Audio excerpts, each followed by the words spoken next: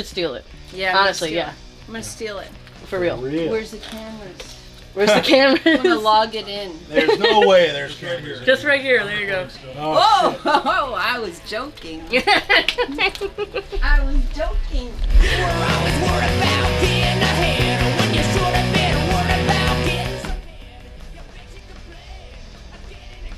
There it is. There it is.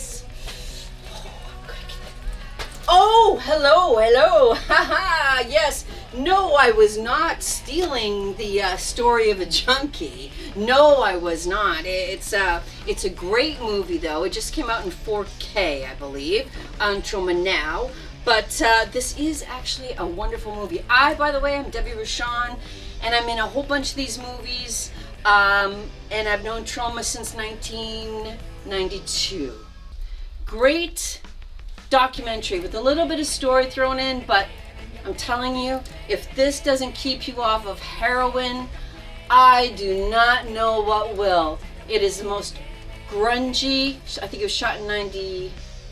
I want to say 1985-ish.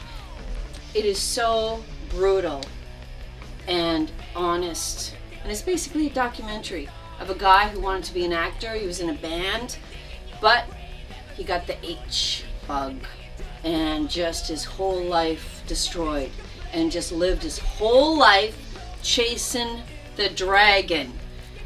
Which is why I am going to tell Lloyd I'm taking this movie. I just put it there. I was joking around. Ain't got the $20 for it, but I'll just put it here. I'm just gonna put it over here. Just for a second. I'll put it back. But interesting story. Rabid Grannies.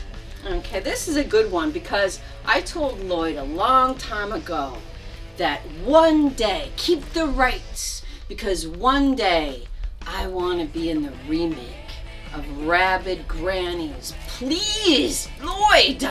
And I even got Tiffany to sign off on it. I need someone to not be kidding. So I'm just saying, Lloyd, let me tell you, I'm ready for Rabid Grannies. Let's go. Let's do it. Let's remake this movie. I'm ready to make Rabid Grannies. Here's an interesting story about this movie. No, I was not in it, but Fatty drives the bus, right? Not sure if it's related to Fat Guy Goes Nutsoid. Is this a retitle? No, that's a different movie. That, I'm being told by the cinema gods, that is a different movie. But this movie stars this guy. There's an animation of him. I did a movie for Chuck Vincent called Cleo Leo in 1988. I had one line, but he had a big part. And he said to me, Troma just released a movie that I star in. There it is. So the ties, I didn't even know Troma then, but the ties are very, very deep. John, one of the gentlemen who played Toxie in part 2 and 3, I worked with him on another Chuck Vincent movie, Party Incorporated, and he said to me on the subway, and he said, you've got to go and contact Troma. And I logged it in. Went home in Brooklyn I was living and rented some of the movies. I was like, this is fucking nuts. Loved it. But it wasn't until 92 that I became involved with Troma. But I remember mailing a cover letter, a resume, had nothing on it. But I made it look good. And a picture, kept mailing it in. I don't even know who got it. Finally, I met them, not by doing that. I interviewed Lloyd for a magazine, a film magazine. And he said to me, why don't you come in and we'll do some poster art? Because when they picked up movies, they would reshoot the covers and such, the slicks. People don't make slicks anymore, but there were some great ones. Death Dancers. This movie, very, very interesting because at the time I was making these Troma Edge TV episodes with Doug Sackman, he was directing them. And a selling point on the cover is bonus Troma's Edge TV horror episode starring Debbie Rochon, topless. On the cover, who can say that? Selling point, who could say that? Right here, right on the cover. Go figure. Genius, marketing genius. So that is very, that's a good seller at conventions. This is a funny story. How this came about. I just started working at a place called Scream before it became Fangoria. Fangoria already existed, but they bought the magazine. That was in I want to say 2004 they bought it. Anyway, so I was working with some editors who normally did football nights and stuff like that. They were pros that were pulled into this crazy world. So I said to my friend Kent, who worked there, I said, I want to put together for shock value, I want to put together all the topless scenes that you could possibly put together from all the Troma stuff. Here are the movies, just cut them together, and we're going to just put this out. It's going to sell, and probably no one will ever, no one will know. It's just, be a nice little seller. But, this movie is now listed as literally an autobiography of mine. Is it? No, but could it be? Maybe, kinda. I mean, there's no story there, but it's basically tied together topless shots from all the Troma stuff. And you'd be amazed, it's 10 hours long, so apparently I did a lot of it. So there you go. So my apparent first documentary is 10, 15 hours of topless Troma stuff. Favorite movie that I've done with Lloyd, not including the next one, taking that out of the equation here, Terra Firma. Why?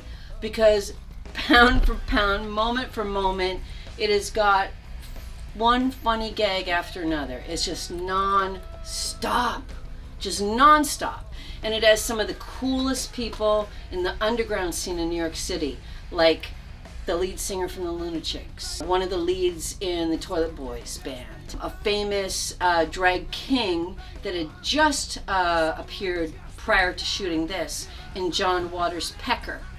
So she was the assistant that was growing the facial hair. I mean, it's where Will met his wife.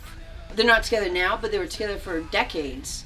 It was so rich with personalities. I mean, these are all classic New York artists, and there was something really great about that, and you could just feel the energy of the city. I felt like it really captured something special about New York City. I really did.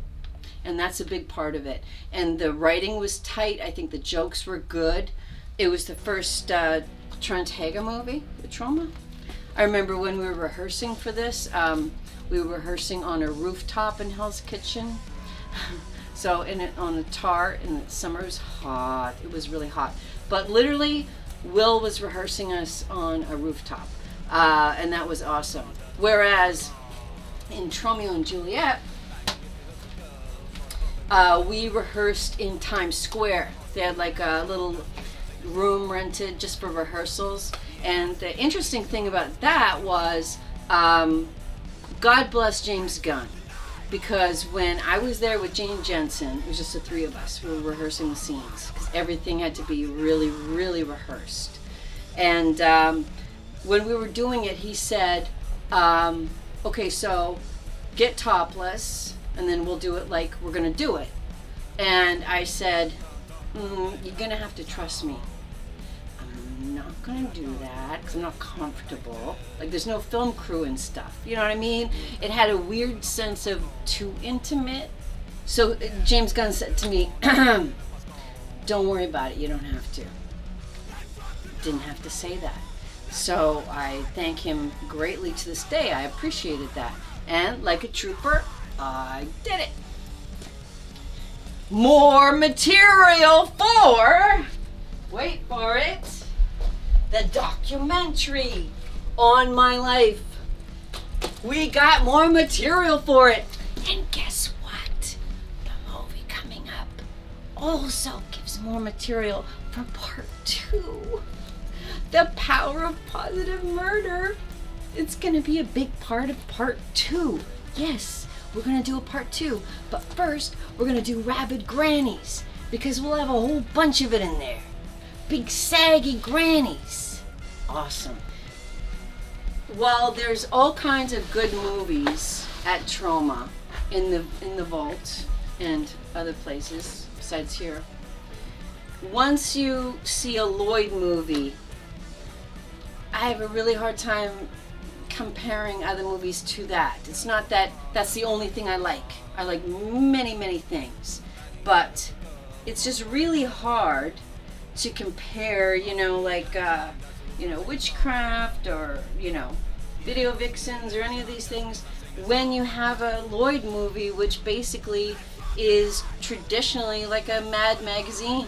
There's so many things going on. You got to make sure you read the columns, not just the main story, but there's jokes everywhere. And that's like a Lloyd movie.